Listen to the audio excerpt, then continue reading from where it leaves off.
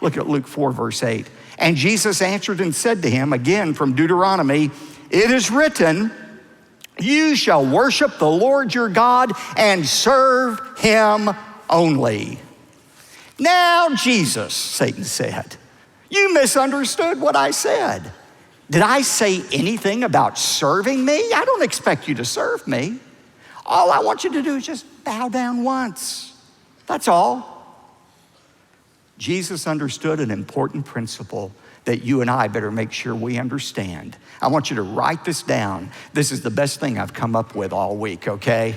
And it's straight from God's word. And here it is. I want you to write this down.